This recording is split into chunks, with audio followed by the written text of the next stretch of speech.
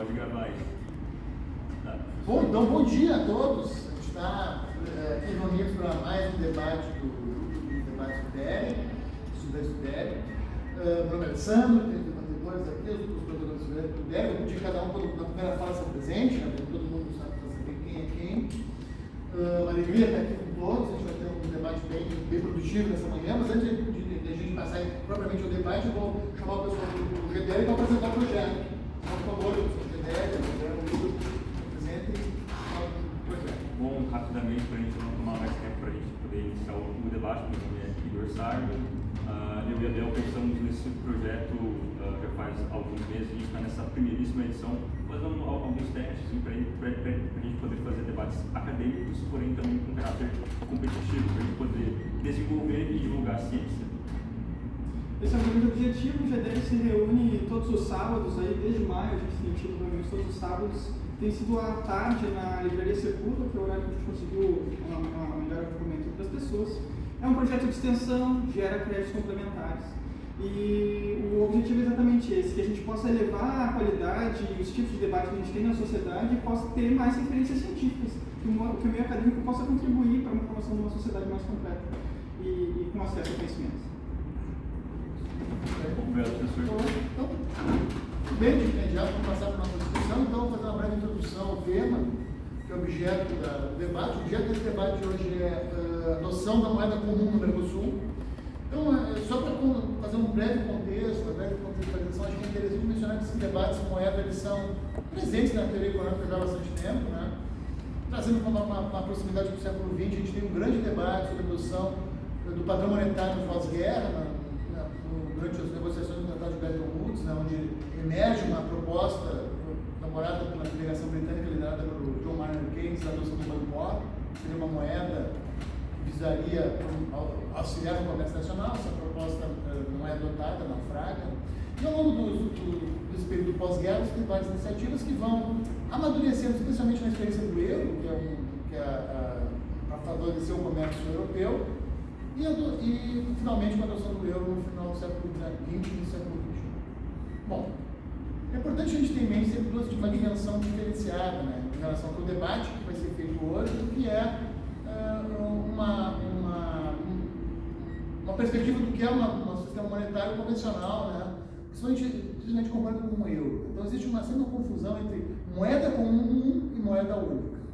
O sistema do euro adotou uma moeda única, na qual as diversas moedas nacionais, o franco francês, o marco alemão, o florim belga, a lira italiana, a peseta espanhola foram trocadas, foram removidas e foram adotadas uma moeda única, uma moeda única para a circulação do espaço europeu, que é o euro.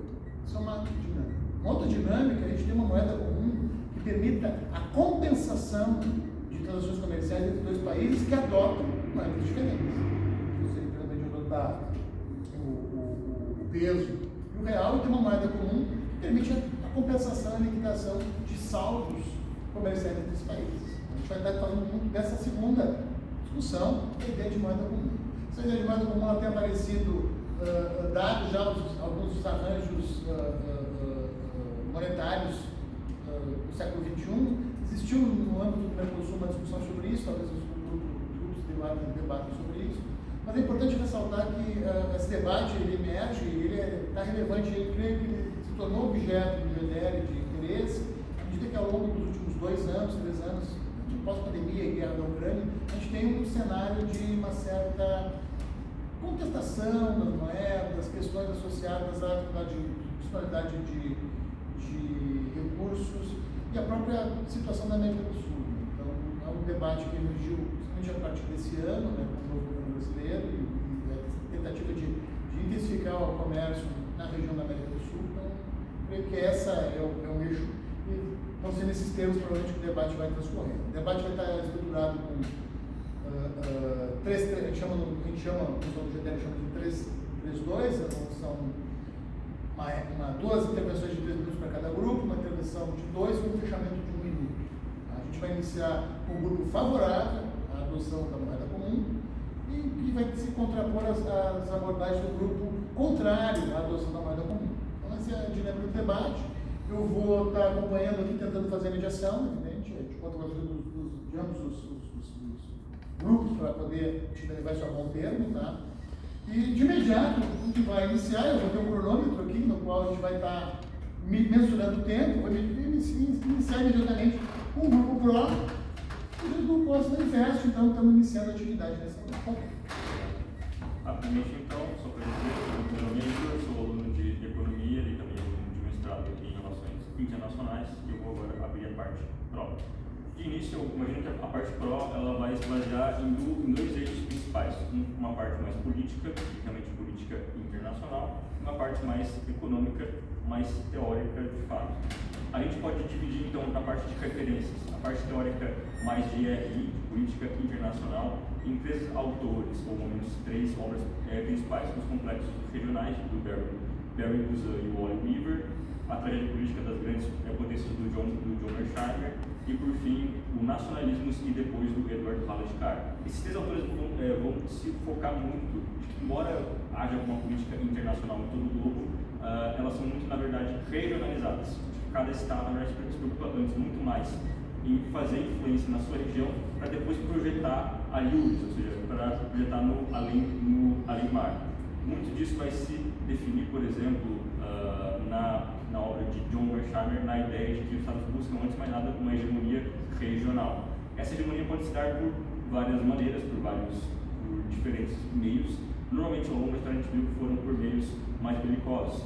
Mas a gente viu que também existem meios também mais de soft power, ou meios mais econômicos, como foi no caso, por exemplo, da Europa, que foi se construindo uma espécie de federalização. Porém, não é o único caminho que segue a Europa, existem outros caminhos. No caso agora, então, da região da América do Sul, a gente pode ver que, na verdade, o Brasil tenta projetar poder para a região da América do Sul, tentando se colocar como uma espécie de hegemonia regional. Dito isso, no outro eixo, no eixo econômico, a gente quer mostrar com dois artigos, um do Jean Piaget, sobre como que uma adoção de uma moeda comum já na década de 90 seria possível, e um outro artigo do Mandel Fleming sobre a teoria das áreas monetárias ótimas.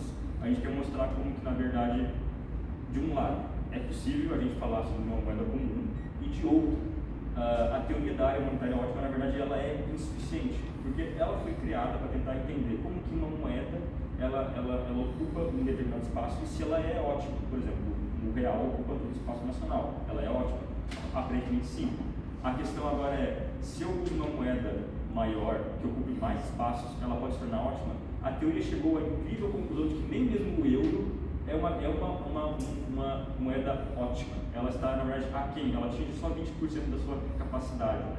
Então, assim, a teoria por si só, ela não explica o mundo, né? A gente tem que levar em conta também fatores políticos, tanto na Europa quanto aqui também. Isso é obrigado.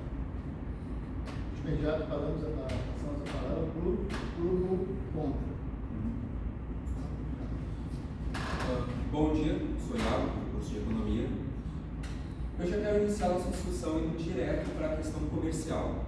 O principal argumento dos defensores do lado brasileiro da implementação do Sul e de projetos de integração financeira e comercial do Mercosul é de que, apesar do nosso comércio com os países do Mercosul ser pequeno, uma fração pequena nas nossas exportações, com dados de 2022, a Argentina foi o principal, apresentando apenas 4,6% dessas exportações, eles argumentam que seria favorável porque esses produtos são de natureza principalmente manufaturada e que, portanto, auxiliariam no processo de reindustrialização brasileira. De fato, o Brasil anda passando por um processo de desindustrialização nas últimas décadas, sendo uma redução da participação da atividade industrial na composição do PIB brasileiro.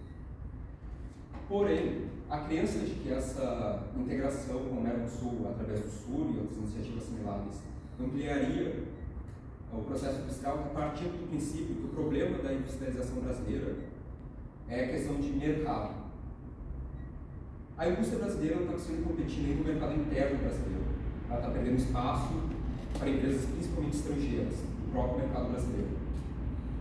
Expandir para o mercado geral do Mercosul resolveria o problema? Provavelmente não. Assumindo que a principal deficiência da indústria brasileira é uma questão de capital, principalmente a longo prazo. E que, considerando que na implementação do Sul, o Brasil que vai ter que fazer o aporte da maioria do capital, o Mercosul não vai tocar nesse problema. E também, citando o trabalho do professor Reinaldo Adams, no final da década de 80, no Agricultura e Agroindústria no Cone Sul, o comércio intensificado com o Mercosul pode inclusive prejudicar o setor do agronegócio brasileiro. Como a Argentina tem uma vantagem natural no setor de culturas temperadas, como maçãs, pêssegos, uva e principalmente trigo, o primeiro pode prejudicar o comércio, principalmente gaúcho, que é o que costuma competir no mercado de produtos temperados. Como foi na década de 80, os enlatados de frutas argentinas quase destruíram a indústria gaúcha de enlatados de frutas. E a questão do trigo, como a Argentina é um produtor de trigo muito maior do que o Brasil, uma intensificação do comércio do Mercosul pode prejudicar, inclusive, as iniciativas das últimas décadas do governo brasileiro de tentar expandir a produção de trigo no Brasil, principalmente no Centro-Oeste e Nordeste. Concluo. Só concluiu, estamos preparando aqui o tempo. Iniciando de imediato, a gente passa para a réplica do Paulo. Perfeito. Cada um ainda vai expor. Perfeito, na exposição. Vamos lá então, mais 3 minutos. Iniciamos. Boa tarde, eu me chamo Hermes, eu sou estudante do curso de Relações Internacionais e vou defender o grupo a moeda comum da Mercosul. Bom, primeiramente eu acho importante explicar o que é o Mercosul. O Mercosul é um bloco de integração que tem 4 países, na verdade 5, só que alguns dados suspensos por a causa democrática, que é Uruguai, Paraguai, Argentina e Brasil. O objetivo desse bloco seria o fortalecimento dos laços comerciais entre esses países e também a maior circulação de fatores econômicos, vem se criando uma zona de comércio aos poucos. Já se pode ver algumas consequências disso, como a livre transição para países como a Argentina com apenas a identidade. Outra coisa muito importante a se ressaltar, como o colega falou, é que os bens industrializados brasileiros têm como grande destino os países da América do Sul. No mundo inteiro, o Brasil foi perdendo competitividade industrial, e o único lugar que ganhou competitividade foi na América do Sul, onde, de 2000 a 2023, de 6% dos manufaturados para 20% vão para o Mercosul. Então, 1/5 dos manufaturados industrializados brasileiros tem como destino esse Mercosul. Então, não dá para negar que é um mercado muito importante, ainda mais porque esses são produtos com bens de valor agregado. Então, eles que realmente movem a economia. Bens primários, como o trigo, maçãs, são importantes, mas não geram tanto valor agregado. Além disso, a moeda comum seria, ponto a ressaltar, é que seria necessária a criação de um fundo de crédito ou algo relacionado muito parecido com o que acontece no FMI, que seria essa moeda. Ainda não existe realmente um exemplo que a gente possa inspirar só da moeda única, mas é um pouco diferente. Então, ainda não tem muito uma ideia, mas ao que se pensa, em ordem econômica e política, só traria benefício ao Brasil. Em ordem política, o Brasil consolidaria sua hegemonia, o que é muito importante regionalmente, para evitar interferências externas e também para garantir não só o interesse brasileiro, como o interesse dos outros países também. Tendo em vista também que a gente tem muitas características similares com os outros países, que a gente pode fortalecer essas trocas comerciais beneficiando os dois. Além disso, de ordem econômica, poderia fortalecer a industrialização brasileira assim, trazer um novo mercado e ainda por cima beneficiar os dois países. De forma que não vai trazer muitos prejuízos para o Brasil em si, porque não é uma moeda única. Então não teria esse problema. Esse é o que eu falo. Então, passamos de imediato, vamos dar sequência para o grupo com tempo. Bom, meu nome é Brabo, eu sou graduando de Relações Internacionais aqui da casa, e eu vou introduzir a nossa visão do funcionamento das relações internacionais para poder contextualizar a inserção do Brasil. Eu vou me utilizar do realismo, especialmente do realismo defensivo do Kenneth Boulos, para explicar o fato de que o mundo, bom, a princípio, ele é anárquico e, portanto, cada Estado é responsável por defender os seus próprios interesses e defender a sua própria posição de influências e das estratégias estrangeiras que costumam fazer o mesmo. O objetivo, nesse caso, do acúmulo de poder é simplesmente proteção pessoal. Se eu sou mais poderoso do que o meu vizinho, então eu estou mais seguro em relação às influências que ele possa vir a tentar exercer sobre mim. Dessa forma, todo cálculo de um Estado, quando ele vai tentar cooperar com o outro, fazer acordos de cooperação, ele não pode ser medido apenas em ganhos absolutos. Não importa se eu, por exemplo, o Brasil vai fazer um acordo com a Argentina, não importa necessariamente que os dois ganhem. O que importa é que o Brasil, nesse caso, assumindo o papel de ator do Brasil, precisa ganhar mais do que o seu vizinho Argentina. Porque nesse caso nós estamos ganhando o poder relativo. Mesmo que ambos ganhem, mas que o vizinho ganhe mais, quer dizer que está tendo uma diminuição no distanciamento do poder, ou seja, o vizinho se aproxima mais da nossa quantidade de poder, enquanto nós nos afastamos em uma velocidade mais lenta. E, portanto, há estabelecimento de uma balança que não nos é benéfica a longo prazo, porque eu estou perdendo capacidade de me defender das influências do outro e, consequentemente, eu vou ter que abrir espaço para negociações nas quais eu possa não estar exatamente muito confortável, o que quebraria, no caso, a questão da hegemonia de poder regional, citada pelos colegas do Grupo PRO, e, portanto, nós temos que primeiro balancear. Será realmente que a criação de uma moeda comum vai beneficiar mais o Brasil do que os seus vizinhos? O economista Héctor Sanchez fala que não, na verdade, o contrário. A Argentina teria um benefício de exportação para nós superior à nossa capacidade de exportação para eles. E, consequentemente, os ganhos econômicos deles seriam maiores do que para nós. E, portanto, não valeria a pena, porque nós não estaríamos aumentando o nosso poder e estabelecendo hegemonia. Muito pelo contrário, nós estaríamos estabelecendo uma balança de poder que não é favorável para a nossa atual situação, que já é do país mais poderoso do mundo. Então, na sequência, PRO, tempo. Bom, acho que é muito importante frisar essa parte da diferença da moeda comum e da moeda única, porque possivelmente o PRO vai acabar utilizando argumentos que englobam muito mais uma parte da moeda única do que da moeda comum. E a importância da moeda comum, um dos fatores também, é a questão da redução de custos de transferências entre o comércio, entre esses países. Existem, quando os países fazem comércio, eles tentam normalmente pegar a moeda do país, relacionar com uma moeda internacional, no caso como é utilizador do dólar, para depois fazer as transações comerciais entre os países. E todo esse processo tem um custo financeiro. A moeda comum ela vai ter a capacidade de reduzir esse custo financeiro, porque não vai ter mais um intermédio direto do dólar. E aí o bloco como um todo vai ter uma autonomia maior para conseguir fazer essas transações. Do ponto de vista até político-econômico, como citado nessa questão da hegemonia, acho que nada interessa ao Brasil querer ter vizinhos pobres e vizinhos que não consigam desenvolver macroeconomicamente e economicamente junto com o Brasil. É uma questão regional, como o próprio Igor falou aqui no nosso grupo. Se a gente fortalecer a nossa região como um todo, se o Brasil tem esse papel necessariamente protagonista nessa região, a gente vai conseguir, como um bloco, crescer macroeconomicamente. E a moeda comum é um desses fatores que pode ajudar o bloco a crescer economicamente. E, enfim, melhorar o comércio da região, facilitar as transações, reduzir os custos e, consequentemente, aumentar a eficiência econômica do bloco. Por quanto? Tempo. Valeu. Bom dia, eu sou Isabel Rita, eu sou economista e engenheiro. E eu queria trazer alguns pontos relevantes para a gente considerar nessa adoção de uma moeda comum. Para fazer uma moeda comum, nós simplesmente imprimir um monte de papel. A gente vai precisar criar uma instituição, que é pelo menos um banco de compensação, talvez um banco do sul. A gente vai precisar criar um fundo para garantir que essas transações tenham liquidez, para que elas possam ser executadas financeiramente.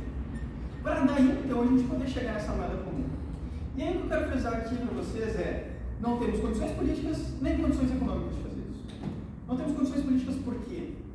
Porque existe uma grande dissonância e uma grande instabilidade na relação política que esses países têm dentro do Mercosul. Nunca tivemos um alinhamento perfeito. A moeda comum do Sul é discutida há pelo menos 30 anos. E até então a gente não teve um alinhamento suficiente para conseguir chegar numa moeda comum. A gente não tem a viabilidade política para criar essa instituição. A gente tinha que ter tido eleições do Parlasul há 2, 3 anos atrás, e a gente não tem eleições do Parlasul, porque essas instituições não alcançaram confiabilidade política nos seus estados. E a outra questão é a condição econômica, para a gente ter esse fundo que garanta a liquidez dessas transações. Quem é que vai bancar esse fundo? Hoje o Brasil é o maior peso dentro desse bloco. A gente tem aí, tranquilamente, mais de 50% do PIB da composição desse bloco. A gente que tem a estabilidade macroeconômica que a gente conquistou apenas com o Plano Real. Então, quem é que vai bancar? O Brasil. Só que o Brasil hoje está passando por questões de austeridade. A gente não tem a disponibilidade desses recursos, a gente não tem esse fundo para garantir esse fundo do Sul, mais um mecanismo. E aí, eu queria trazer mais um ponto só, que se fala muito da desdolarização. Hoje a gente tem um ambiente de globalização desde os anos 90, esse é um processo inexorável. O que a gente está falando aqui? Já existem mecanismos para troca dentro do Mercosul. Existe um acordo para fazer transações em moeda forte, na moeda mais forte que existe no momento, desde o Plano Real, aí a gente tem o real. Então, nada impede da Argentina, inclusive teve 5% do comércio do Brasil, a Argentina foi executado em moeda forte, o real. A gente teve já iniciativas como o Gaúcho, que tentaram criar uma moeda comum do Sul, e elas não prosperam, porque a gente não tem a sinergia. Cada vez mais o Mercosul vai perdendo peso nessa composição econômica. Como frisou o nosso colega Thiago aqui, Iago, esses países vêm perdendo contribuição na nossa pauta de importações e exportações. E esse era os principais argumentos que eu queria trazer para vocês. Obrigado. Perfeito. Então, definimos e acho que é a última. Vamos falar a primeira da exatamente. Vamos lá. Próximo, encerrar. Bom dia a todos, explicado, faço economia.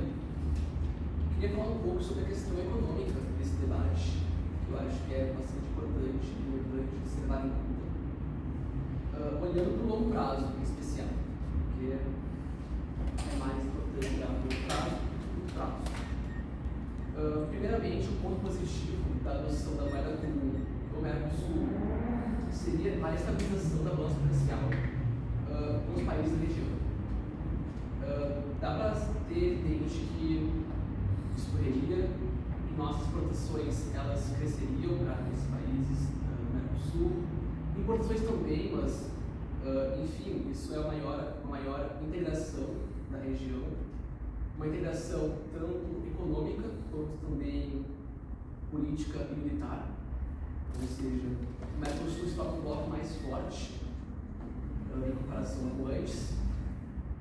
Também é interessante citar a questão do aumento do investimento interregional, ou seja, cada vez mais se tornaria mais fácil, por exemplo, o Brasil investir na Argentina, ou a Argentina investir no Paraguai, etc. Essa atividade seria facilitada com a adoção da moeda comum. E também a questão de harmonização das políticas macroeconômicas dos países.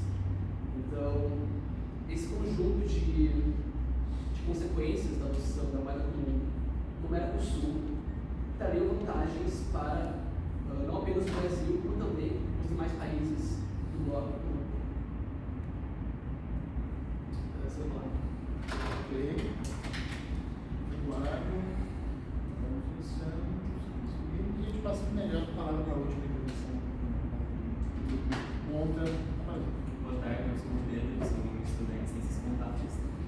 E eu apresento uma outra alternativa, na verdade. Ao invés de fazermos uma moeda comum no Mercosul, por que não prosseguimos com o plano de listar também, no caso, a moeda comum do BRICS? Ela é laceada em ouro, ou seja, tem um peso mais forte, uma confiança maior, do que apenas ter que enviar as nossas moedas na Argentina, no Uruguai, no Paraguai e no Brasil. Por que pensar dessa forma, ao invés de apenas seguir o fluxo? O mundo está caminhando para um mundo multipolar, onde existem mais potências. O outro grupo se propõe a haver uma desvalorização da economia. Mas como podemos alcançar esse objetivo, sendo que a própria Argentina já está se dolarizando? Imóveis estão começando a ser vendidos em dólar. não são mais cotados na própria moeda local por causa da inflação. Podemos ter ainda um aumento nos mercados de consumidores por causa do BRICS e da grande população que existe nesses grupos. Além de tudo isso, o BRICS já existe, já tem um banco de desenvolvimento, o NPD, o novo banco de desenvolvimento, que é do BRICS. Já existem reservas, já existem mais países querendo entrar, existem 40 países esperando para entrar, apenas uma aprovação. Tanto que o Brasil que estava barrando essa aprovação, ele que estava impedindo que esse grupo avançasse. O Brasil e a China estavam em acordo com isso, mas a partir deste ano, o nosso presidente já afirmou que ele está de acordo com isso. Nós queremos participar disso, nós queremos participar dessa mudança de poder na geopolítica mundial. Nós queremos ir contra essa prática aqui dos Estados Unidos, que é sancionar todo mundo. Queremos ter uma alternativa, queremos países que possam nos apoiar caso quisermos fazer uma nova escolha.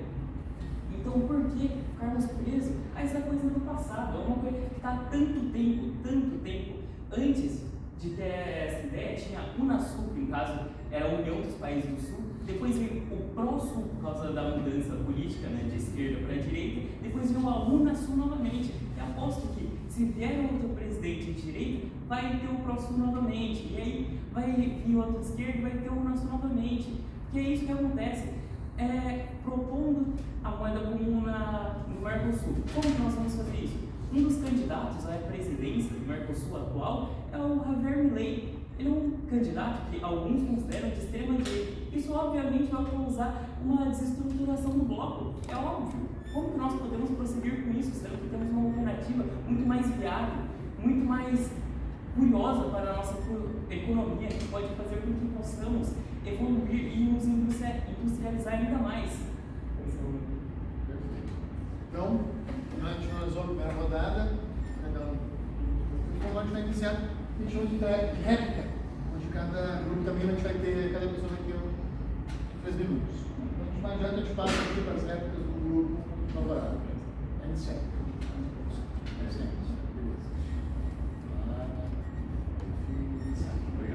Bom, o grupo contra, né, citou aqui alguns argumentos que eu imagino que são um pouco equivocados ou muito vagos. Né? O grupo citou, por exemplo, o nosso comércio com a Argentina é de 4,6%, mas não definiu muito termos qual a métrica. Eu imagino que o mais correto seria falar em um valor agregado do grupo. Caso não tenha escutado muito bem, por favor, reitere. O grupo também mencionou que existem vantagens naturais, quando que, na verdade, a gente sabe que muitas dessas vantagens são construídas historicamente. Né? A gente pode ver que muitos dos países industrializados, na verdade, nunca tinham vantagens de fato naturais para se industrializar. Por exemplo, no caso dos Estados Unidos, eles construíram as vantagens de serem um país industrial e mesmo assim conseguiram voltar a ser um país, na verdade, bastante agrícola. Um outro que também mencionou sobre balança regional usando a teoria do Walls. É interessante, porém, a gente pode ver que, em termos históricos, não faz mais sentido, porque a balança regional entre Brasil e Argentina já acabou desde o fim das guerras das Malvinas. Não é à toa que o Brasil e a Argentina conseguiram se integrar. Antes disso, de fato, havia uma balança regional entre o Brasil e a Argentina. Depois disso, não é mais o caso. O Brasil começa a se integrar cada vez mais com o Brasil, a Argentina e vizinhos. Os impeditivos para maior integração não são tanto a Argentina, mas sim muito mais Chile, Colômbia e Peru e muito mais os Estados Unidos. Certo? Então, essa questão da balança regional com a Argentina não parece fazer muito sentido.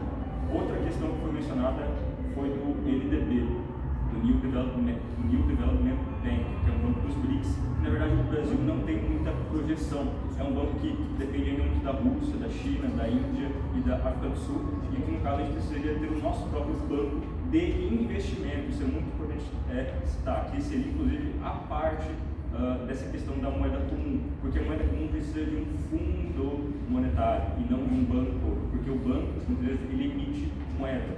Um fundo não. Que é o caso, por exemplo, do FMI. O FMI não emite moeda. Ele é como se fosse uma cooperativa de crédito. Ele emite crédito. E é isso que o Fundo Regional do Mercosul faria para compensar eventuais balanços eventuais desníveis nos balanços de pagamentos regionais para mitigar o dólar. lembrar que, por exemplo, embora a gente de fato viveu uma globalização depois dos anos 90, o 2020 marca um processo de desglobalização. Esse parece estar sendo a tendência. É meio recente, é meio ainda muito cedo para afirmar isso, mas parece muito que há um processo de desglobalização, certo? E a questão da Unasul, ProSul, direita e esquerda, a gente tem que pensar além disso. A integração passa além dos vieses políticos. Por isso que eu encerro a minha fala. Obrigado. Dividimos e passamos para um grupo contra. Temos. Bom, eu vou levantar alguns pontos que são importantes, né? A primeira coisa que me chamou a atenção foi no final dessa última fala, que falou que a integração transpassa os viés políticos, quando o mesmo grupo, já na introdução, falou que a política normalmente transpassa as questões técnicas. Então, aí já uma contradição. Segundo ponto importante é que também foi dito que o Chile, a Colômbia e os Estados Unidos são mais um empecilho para a integração do que a Argentina.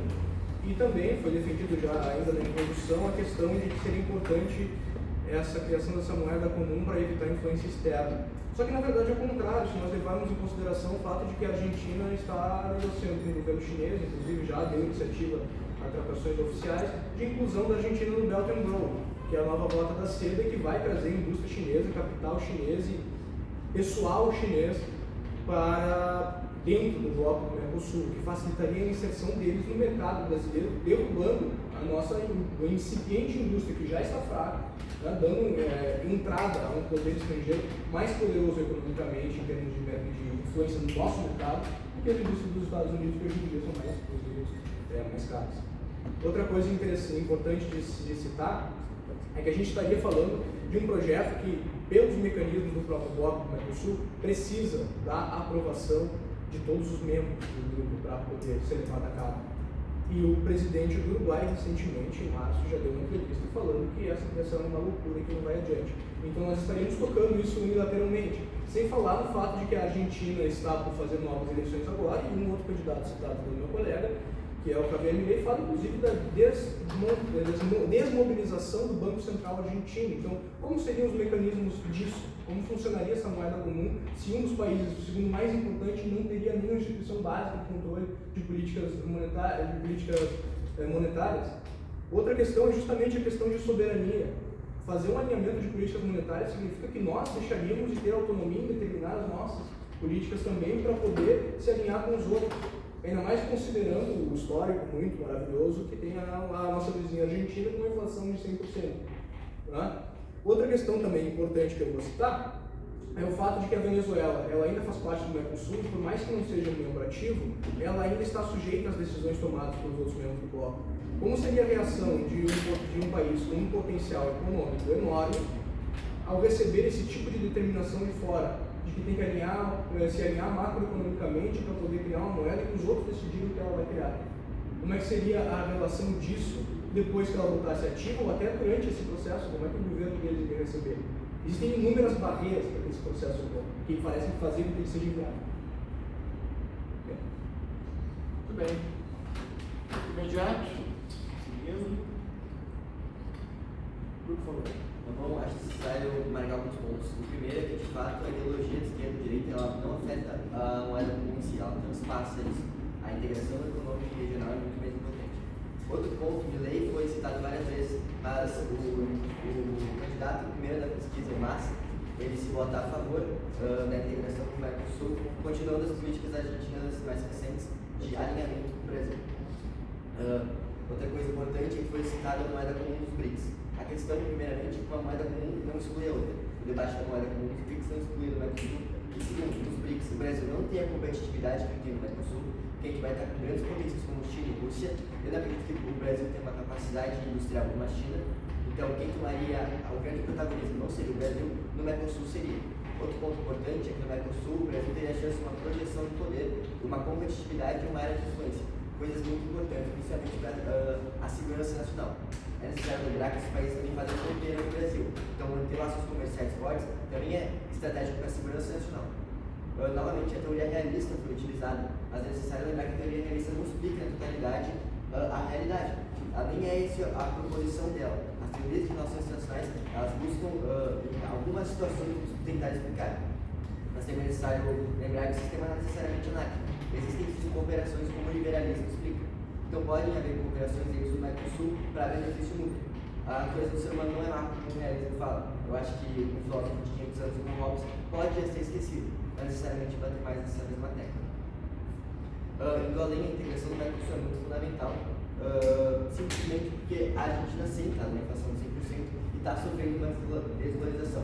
Então é um mercado que está se perdendo. O Brasil tem a chance de salvar essa economia, tem a chance de ajudar, trazendo benefícios para o Brasil, sim. O Brasil vai conseguir fazer investimentos, a curto prazo o Brasil vai perder dinheiro, mas a longo prazo o Brasil consegue ter retornos financeiros, além de conseguir um protagonismo ainda maior no bloco. Ok. Vamos então para mais uma réplica do grupo contrário à adoção da moeda comum. Pedro. Então, eu queria trazer alguns elementos muito relevantes. Temos a possibilidade de criar uma moeda comum do Sul. E temos já, em desenvolvimento, uma moeda comum do BRICS. A gente precisa garantir que não exista um canal cambial e que instabilidades e que essa moeda comum seja uma proxy para essa moeda forte que está sendo criada nessa nova geopolítica mundial. Aí, trago uma coisa que é relevante aqui. A gente está falando só de uma moeda, a gente não está falando de um acordo econômico, a gente não está falando de diminuições aduaneiras. A gente não está, inclusive, melhorando outras instituições de troca dentro a questão de troca dentro do Mercosul. A questão não é só uma questão monetária. A gente não tem sequer uma boa integração bancária. A gente não consegue fazer boas transações. Os bancos brasileiros, os bancos argentinos, os bancos uruguaios, paraguaios, venezuelanos não têm essa integração. Ela vai continuar acontecendo, por exemplo, através do SWIFT, que é o canal mundial aí de transações internacionais. Então, assim, a gente precisa falar de uma moeda que exista. Se a gente vai ter que criar um fundo, e se o Brasil vai ter que bancar ele, por que a gente não está, inclusive, focando nessa moeda do BRICS? Quando a gente fala de moeda, a gente tem que falar de unidade de conta, que é essa moeda comum. A moeda do BRICS está indo além. A gente está falando de uma moeda que está gerando dívida. A gente vai começar a colocar a dívida da Argentina calculada em SUR, o SUR vai poder, a Argentina vai poder emitir moeda em SUR. A gente vai precisar de uma convergência de políticas cambiais, políticas monetárias, para que isso funcione, porque isso está fadado ao fracasso.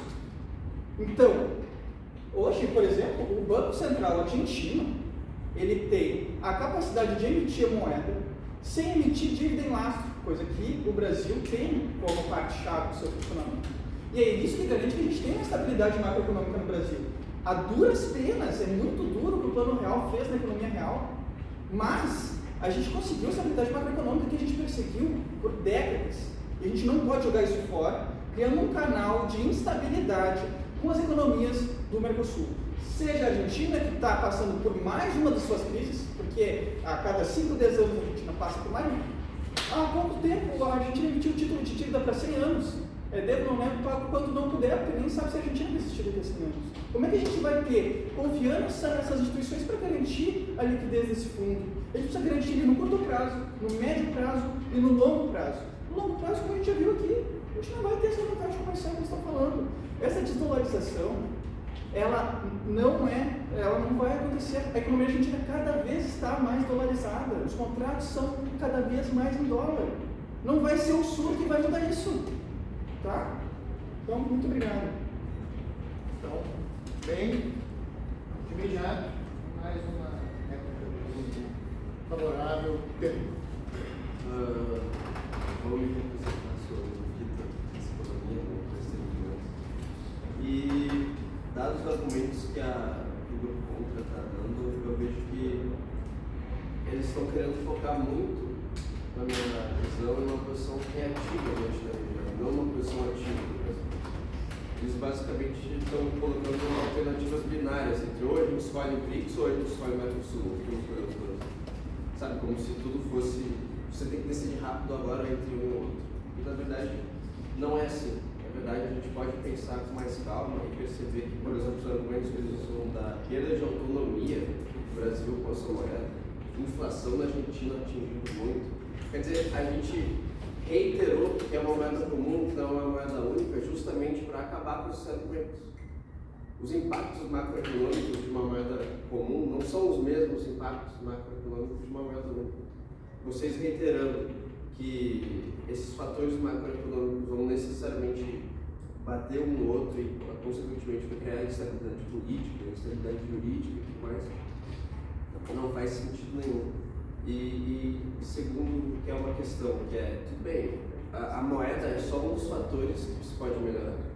Ela citou, por exemplo, que tem que melhorar as transações, tem que melhorar a integração entre o bloco, mas a moeda é um passo justamente nessa direção. Quer dizer, é uma integração a longo prazo. A moeda é um dos primeiros passos de uma integração a longo prazo. Se a gente decide não dar um passo importante como esse, é como se a gente continuasse sendo reativo diante do Mercosul. É como se a gente, de fato, não conseguisse uma integração melhor e, consequentemente, não melhorasse as relações comerciais do bloco. A gente fortalecendo o bloco, a gente fortalece a própria relação que o Brasil tem no BRICS, por exemplo, podendo levar o bloco com estratégias melhores para conversar no BRICS. A gente fortalece a gente podendo levar o bloco para conversar com a União Europeia, por exemplo, agora tem esse acordo do Mercosul e União Europeia. Então a moeda comum vai justamente na direção de uma política ativa do Brasil dentro do Mercosul que visa a integração do bloco político e economicamente sem ter um impacto macroeconômico que uma moeda única tem.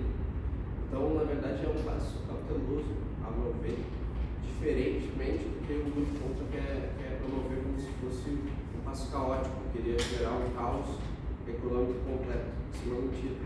Isso é a tentativa de aterrorizar uma decisão que é muito pensada há muito tempo. É um debate que já está há 30 anos e está essa quantidade de tempo e uma quantidade grande de teorias não para realizar. O grupo contrário, mais uma intervenção, tempo. Ok. O nosso amigo que está do outro lado acabou falando que não faz tanta diferença, ou que o plano está há 30 anos. É óbvio que ele está há 30 anos, está há 30 anos sem conclusão alguma, está há 30 anos sem nenhum prosseguimento, sem nenhum aumento na produtividade, na eficiência desse plano. Não vejo nenhuma melhora, não vejo isso como algo bom estar há tanto tempo assim sem prosseguir. Eu também tenho uma pergunta: qual vai ser o câmbio? Vai ser fixo? Vai ser variável? Como vai ser? Também acabou-se falando sobre o NVB, que o Brasil não tem tanta influência. É óbvio que o Brasil não tem tanta influência, o Brasil tem quase uma paixão platônica por essa moeda comum no Mercosul. Não consegue, é impressionante, fica nisso sempre. Então como que o Brasil vai se dispor a ter uma influência no novo Banco de Desenvolvimento se ele não fala, ok, eu quero participar, eu vou participar dessa moeda comum e, portanto, estou junto com vocês. É sempre, eu estou um pouco desse lado, estou um pouco do outro. Então fica difícil mesmo o Brasil participar realmente de algum dos dois lados. Também foi proposto que o Brasil pode ganhar com o Mercosul. Pode, realmente, mas existe uma coisa chamada custo de oportunidade.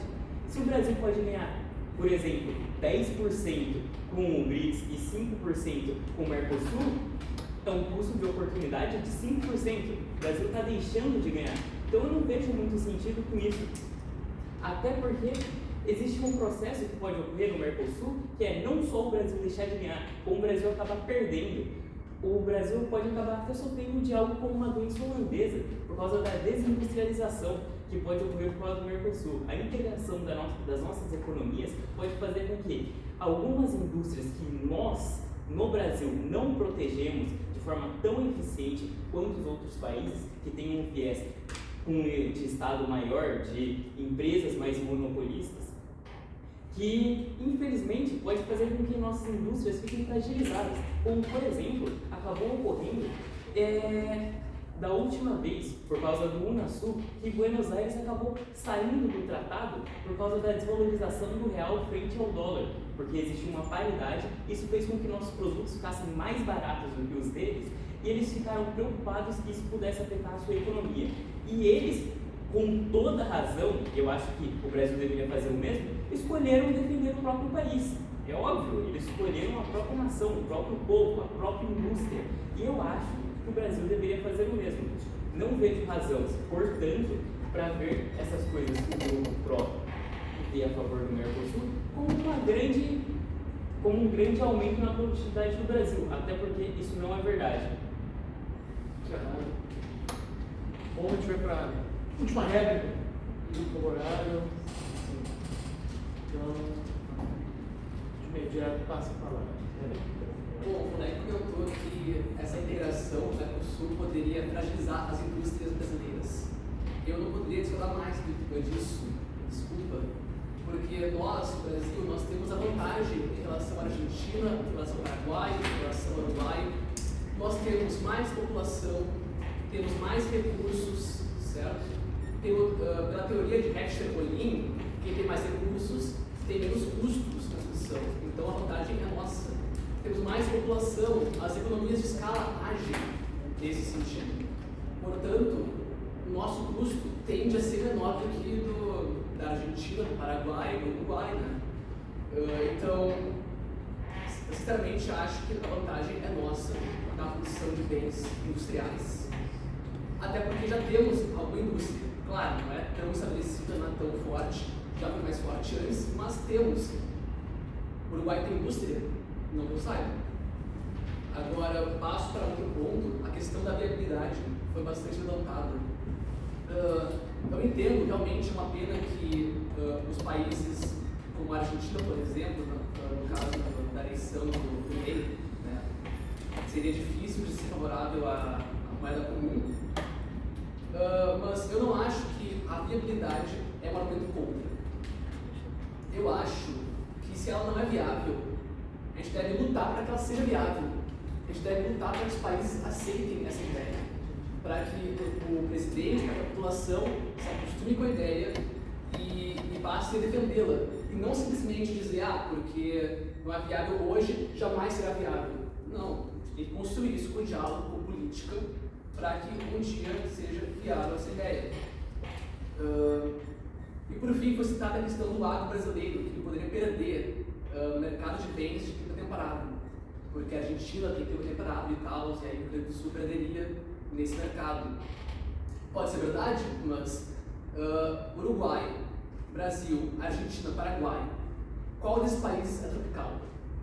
Apenas um deles, o Brasil.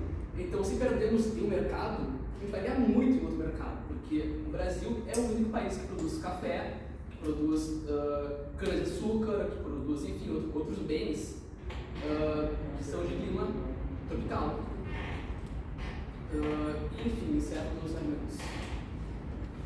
Bem, então, agora para a última réplica do grupo contra. Vou começar por partes. Primeiro, junto bastante tempo atrás, o grupo deles mencionou que a gente não deveria. A ameaça ao setor da produção de trigo, as iniciativas do aumento da produção de trigo não seria um problema por questões de valor agregado. Tudo bem, mas indústria de fato tem mais valor agregado que a agricultura. Porém, o trigo, especificamente, que é o setor mais ameaçado com o aumento da integração e consumo de Argentina, é uma questão de segurança alimentar. Quantas vezes a gente já viu o empobrecimento real da população por causa de alguma flutuação no preço internacional do trigo? Isso que a gente importa principalmente dos Estados Unidos. Nesse sentido, vale o incentivo a uma produção interna de trigo, mesmo que não seja autárquica, pelo menos uma grande maioria, é uma questão de segurança alimentar. Segundo, a questão do clima. De fato, a mecanização é uma principal componente e iniciativas como a calagem do Centro-Oeste foram aumentar bastante a produtividade da agricultura brasileira. Porém, as vantagens relativas da Argentina em relação à produção de culturas de clima temperado não é uma questão meramente da Argentina ser de clima temperado. O solo argentino relativamente sofre com menos erosão do que o solo brasileiro. Eles são envolvidos em ciclos climáticos menos agressivos que a região sul brasileira, relativamente, e as culturas de clima temperado são extremamente vulneráveis a situações climáticas como as que a gente enfrentou aqui no Rio Grande do Sul há pouco tempo atrás, com ciclos de estiagem e de temporais constantes. A questão da exportação. Não está tendo uma melhoria nas relações de exportação entre o Mercosul. inclusive está tendo uma piora. No período entre 2021 a 2022, a média de exportação, que era de 18,6% para o Brasil e os outros países do Mercosul, caiu para 10%. Mesmo que o setor industrial seja ainda a maioria dessa estatística, houve uma queda constante, mesmo com as constantes tentativas de integração. Segundo, vocês mesmos admitiram que não é viável a iniciativa política de integração do Mercosul. E eu cito mais. A elite, diferente da Europa, não existe uma elite econômica com interesse na integração. As iniciativas de integração do Mercosul são principalmente políticas, motivadas por organizações políticas. O agricultor brasileiro tem pouquíssimo interesse no Mercosul justamente pelos medos de perder mercado para os produtos dos outros. A indústria brasileira, já foi o tempo que a indústria brasileira manifestava apoio a essas iniciativas, recentemente inclusive manifestaram ceticismo. E sobre a questão industrial, o Brasil já controla o mercado de bens tropicais com mais apoio, certo? Agora tem uma rodada final de 2 minutos, né, antes do encerramento, uma rodada de 2 minutos de debate. Imediato, a palavra está com o grupo favorable. Certo. Bom, de início eu gostaria de esclarecer algumas coisas. Foi dito que havia uma contradição, porque eu havia estado questões de direita e esquerda, mas na verdade direita e esquerda a política está além só da direita e da esquerda. A gente pode ver que, por exemplo, na integração europeia, a Hungria, ainda assim, ela se integra bastante com o bloco, mas ela é muito mal vista por ser de uma orientação um pouco diferente. Então, no caso aqui também do Uruguai, são acidentes de percurso. A integração leva décadas. A União Europeia não foi feita ontem, ela levou décadas, o euro levou 40 anos, então uma moeda por demorar 30 anos também é uma coisa natural do ponto de vista histórico. E ainda mais, uma coisa que se repetiu muitas vezes aqui, a palavra moeda é um pouco mal usada, porque na verdade essa questão da moeda do Mercosul seria muito parecido com o direito especial de saque do Fundo Monetário Internacional, que não é uma moeda de verdade, assim, ela não cumpre as 3 funções básicas da moeda, ela só cumpre uma, que é meio de troca. Ela não é unidade de conta, ela não é reserva de valor. Quer dizer, até é reserva de valor, mas assim, é muito pouco mesmo. De novo, essa moeda seria mais uma compensação para equilibrar balanços de pagamentos. Então a ideia de falar por falar da moeda já é um pouco estranha. A questão, por exemplo, do câmbio, então, não se aplica muito bem, porque, de novo, se é uma moeda com algumas limitações, o câmbio não vai ser uma grande interferência. A questão da doença polonesa também cai por terra, porque, de novo, essa moeda não ia ter um grande impacto. De novo, a gente adotar ou não uma moeda comum dos BRICS não nos impede de participar mais ou menos no MDB. Então, de novo, foi uma coisa que não fez muito sentido. E por fim, eu acho que assim, essa questão dos títulos de dívida serem mais de 100 anos, isso é uma coisa natural, na verdade. O país mais endividado do mundo é o Japão, por exemplo. Perfeito. Então, imediato. Mais uma rodada.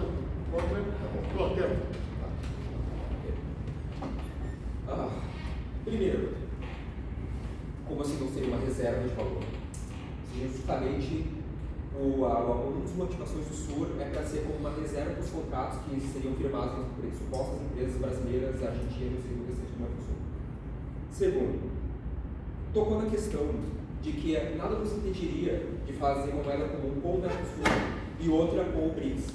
Na verdade, existe sim o risco da criação de um canal cambial em que como são especuladores, agentes especuladores internacionais poderiam compensar moedas do banco, compensar nessa suposta moeda do BRICS, depois compensar a moeda do Mercosul e se aproveitar de flutuações de câmbio, ainda mais que não ficou esclarecido se essa moeda do Mercosul, do Sul, seguiria um regime de câmbio fixo ou de câmbio variável. Se for uma de câmbio fixo, quem vai manter as reservas? A gente sabe que vai ser o Brasil. Encerro, Perfeito. Imediato para vocês. Tempo contando.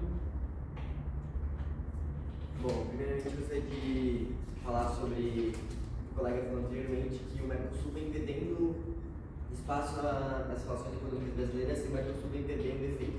Às vezes é necessário pensar que isso é só em termos absolutos. Sim, diminuiu de 20% para 10%. Mas na economia brasileira, os bens de manufaturados, como já disse no início, subiram de 6% para 20% exportados no Mercosul. Então o Mercosul é sim uma área de muito interesse brasileiro por ser um lugar de exportação de bens de valor agregado. Outra coisa citada por colega foi o custo de oportunidade entre o Mercosul e o BRICS. A questão é, tendo em vista que o Mercosul é o nosso destino dos bens manufaturados, qual o custo de oportunidade melhor? O Mercosul ou o BRICS? Utilizar o BRICS, que tem a China, a Rússia, países com uma economia muito superior à brasileira, até a Índia, quase superior à brasileira, não faz sentido em prol do Mercosul. Tem países que literalmente compram nossos industrializados e trazem valor agregado no Brasil.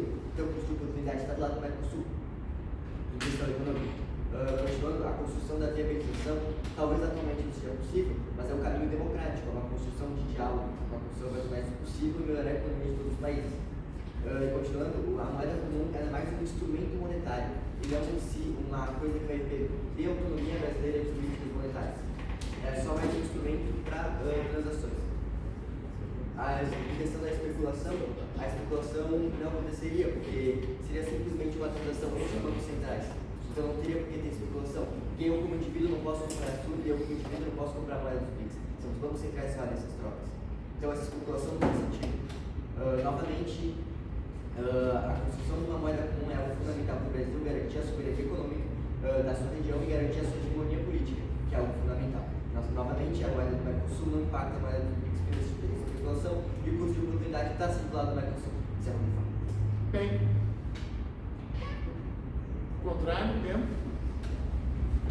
Bom, eu queria já começar pedindo para que o grupo adversário se decida em base teórica como é que enxerga o mundo, porque no início vocês se apresentam defendendo o realismo ofensivo do Mersheimer e depois o camarada vem dizendo que o realismo não tem valor explicativo e que o liberalismo é capaz de explicar melhor as relações do crime de cooperação. Aí que tem uma incoerência para conseguir formular os argumentos de vocês, né, adiante. Segundo, quão democrático realmente são essas decisões, esses processos, se o Mercosul nem ao menos tem eleições diretas da população, dos seus representantes no Parlasul, como na União Europeia existe. Né? Outra coisa que eu acho importante citar, que foi dito, que foi reconhecida a necessidade de uma questão de longo prazo, e foi tratado do Uruguai como um acidental. Mas, por exemplo, o Uruguai não tem nenhum sinal de que vai mudar de rumos em termos políticos, né, a curto ou médio prazo.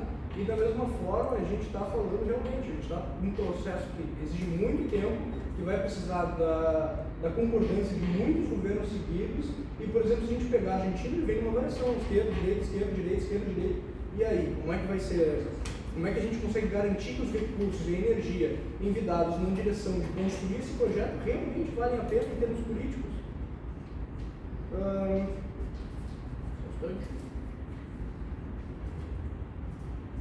Também falando da questão de que no BRICS o Brasil não é tão influente, mas na verdade o Brasil tem um peso interessante em termos diplomáticos, reconhecidos pelo BRICS pelo fato de nós sermos um país que está como uma ponte hoje entre o Ocidente e o Oriente, que portanto deve ser levado em consideração nos cálculos da construção desse bloco. Nós temos crédito internacional e nós devemos usar isso lá. Aqui nós não temos nem o bloco realmente construído. Novo para o grupo a favor, o tempo está dado. Primeiro que em nenhum momento a gente possa utilizar só uma teoria, porque as teorias não são absolutas. Né? Elas não pretendem explicar absolutamente tudo do mundo.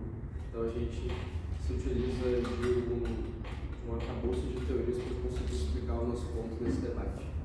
Segundo que, visivelmente, eu acho que um ponto, vou reiterar o que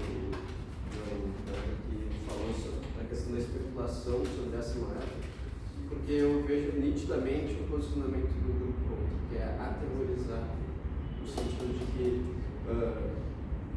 eles começam a colocar um monte de argumentos que na verdade são falsos, como essa da especulação, porque o SDR, que a gente usou como uma referência, por exemplo, que é da FMI, ele não pode ser comprado por indivíduos, então ele não vai poder simplesmente ter uma especulação sobre o valor dele. Não é uma moeda de varejo.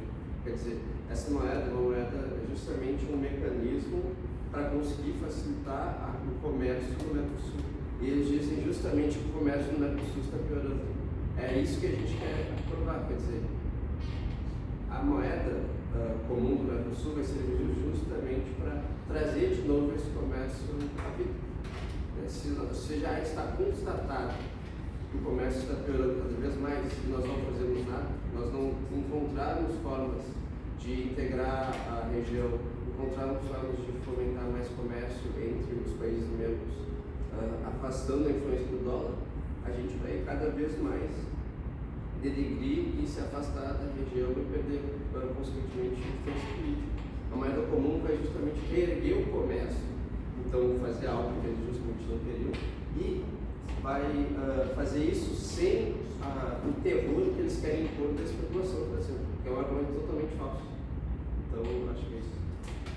Então, a sequência de imediato. Eu queria primeiro dizer que o Uruguai é um acidente de percurso. A gente comentou aqui em vários momentos. Já existe um mecanismo, esse mecanismo já existe de compensação da moeda forte, que atualmente é o real. Ele já existe. O que a gente precisa fazer? Uma coisa diferente, prestar mais energia diplomática, com uma criação de outro mecanismo de compensação, criação de instituições, dispêndio de reservas para poder executar isso.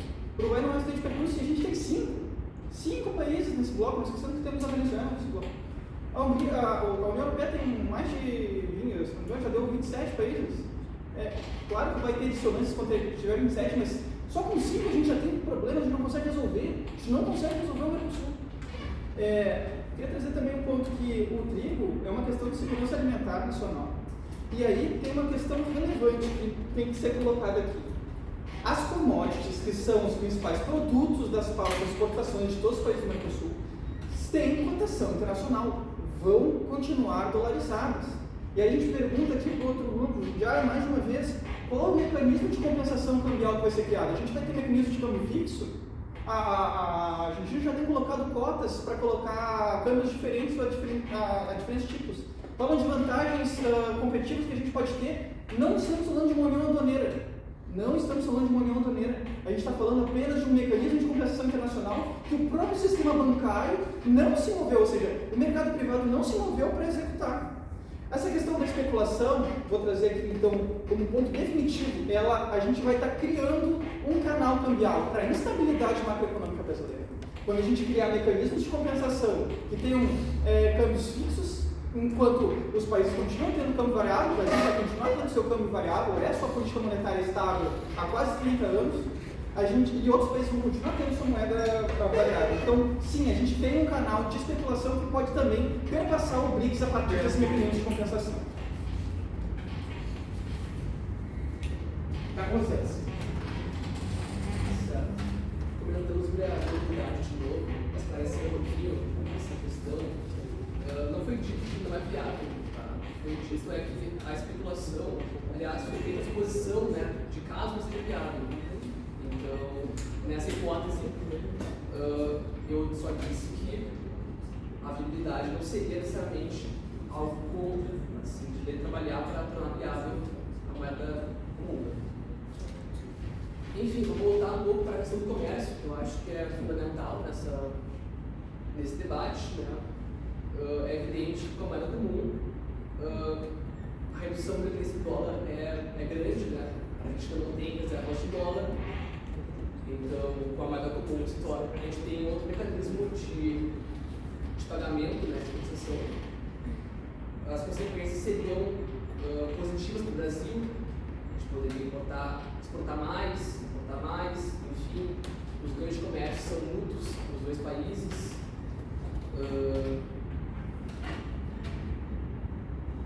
E encerro por aí. Muito bem. O grupo PRO, a última intervenção. Oi. Eu gostaria de começar afirmando que eu concordo, nenhuma teoria pode explicar completamente a realidade, nenhuma teoria realmente absoluta, mas não se pode usar duas teorias que são contrárias uma à outra. Não tem como você prosseguir o seu argumento com essas premissas. E prosseguindo agora com um ponto que foi falado anteriormente, que não pode haver especulação, talvez o outro lado acabe desconhecendo, mas os bancos podem sim comprar e especular com a SUR, ou SUR no caso. Também eu ouvi falando que esquerda e direita não interferem na integração econômica e política no Mercosul. Como que isso é possível? Como que não interfeririam? Isso é simplesmente equivocado. Até porque, por exemplo, tem um setor de soja que está crescendo recentemente na Argentina, que isso pode acabar afetando o Brasil. Por quê? Vai unir as duas economias e a Argentina está ganhando uma predominância frente ao Brasil, isso vai acabar fazendo com que o Brasil perca. E a Argentina já tem um histórico não tão bom com o Brasil no Mercosul. A Argentina, literalmente, em 2001, ela quebrou as regras do Mercosul única e exclusivamente para se proteger e prejudicar a economia do Brasil. Então, eu acho extremamente relevante salientar esses pontos. Além de que a moeda do BRICS pode ser, sim, uma moeda servindo para a reserva de valor muito melhor do que o Sul. Até porque, como eu havia dito anteriormente, é lastreada em ouro. Eu encerro meu tempo. Ok. Então agora a gente vai para a rodada de conclusões. Tá? Cada participante vai ter 1 minuto. Então, Agora é cada grupo. cada grupo? Sim, Cada grupo Cada grupo 1 minuto. Então, primeiro grupo, Tudo bem. conclusão. Bom, eu acho que o debate foi de alto nível, a gente conseguiu atingir um bom nível de conhecimento, a gente pôde construir ideias e alertar arestas. Eu acho que, assim, de uma maneira geral, o meu grupo se saiu bem, assim, eu acho que, ao meu ver, ainda não se conseguiu responder tudo pela falta de tempo, mas, assim, é um debate competitivo, então a gente tem que lidar com esses percalços. A única coisa que eu, de fato, admito, na parte teórica, rolou um certo... não ficou muito clara pela parte do meu grupo, embora também eu reitere que uma teoria não explique todo o mundo, porém a gente tem que usar ela de maneira mais coerente, isso eu admito, mas o resto, acho que se a gente tivesse mais tempo a gente poderia chegar em mais consenso ou de fato acabar refutando algumas hipóteses. De maneira geral, o meu grupo ainda sustenta que o SUR ele é possível com uma moeda de compensação regional. Certo, obrigado. Conclusão, contra, tempo, 1 minuto. Queria realmente agradecer, eu acho que a gente teve uma ótima troca aqui de conhecimentos, foi muito rico esse debate. E a gente queria deixar só uma mensagem final para a plateia, para os nossos colegas, para a gente refletir. Pelo que a gente consegue equilibrar aqui, pelo ponto de vista que o nosso grupo traz não necessariamente a gente vai ter uma melhora na nossa pauta de exportações, ela não é dada, a gente não está falando de uma união aduaneira, a gente pode inclusive ter pior em diversos setores em que a gente é competitivo. E isso pode ser, mesmo que a gente possa ter alguns ganhos em alguns setores, usando o realismo defensivo, isso não necessariamente vai ser bom para o Brasil, que vai aumentar o poder relativo dos outros países, vai dificultar as nossas capacidades de troca. É melhor a gente gastar energia com a moeda do BRICS, com o novo Banco de Desenvolvimento, porque o Mercosul não tem sua viabilidade política e econômica, e esses foram os principais argumentos que a gente trouxe aqui nesse debate. Muito obrigado pela atenção e até uma próxima. Então a gente está encerrando o debate. Eu gostaria da audiência que alguém veja o material gravado, que é um exercício, né, uma troca de ideias livres, que a gente procura fazer um processo de aprendizagem, né, suas intercorrências. Então era isso, então a gente está encerrando. Obrigado.